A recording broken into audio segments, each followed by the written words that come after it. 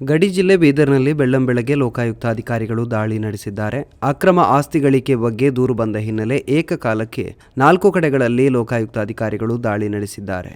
ಕಾರಂಜ ಕಾರ್ಯಪಾಲಕರ ಅಭಯಂತರ ಅಧಿಕಾರಿ ಶಿವಕುಮಾರ್ ಸ್ವಾಮಿ ನಿವಾಸ ಹಾಗೂ ಕಚೇರಿ ಮೇಲೆ, ಬೀದರ್ನ ಗುಂಪಾ ನಗರದ ಅಗ್ರಿಕಲ್ಚರಲ್ ಕಾಲೋನಿಯ ನಿವಾಸ, ಬಾಲ್ಕಿ ತಾಲೂಕಿನ ನಾಗೂರು ಗ್ರಾಮದ ನಿವಾಸ, ಬೀದರ್ ನಗರದ ಕಾರಂಜ ಕಚೇರಿ ಹಾಗೂ ಕಲಬುರಗಿಯ ಹಳೆ ನಿವಾಸದ ಮೇಲೆ ಅಧಿಕಾರಿಗಳು ದಾಳಿ ನಡೆಸಿ ಮಹತ್ವದ ದಾಖಲೆ ಪರಿಶೀಲನೆ ನಡೆಸಿದ್ದಾರೆ.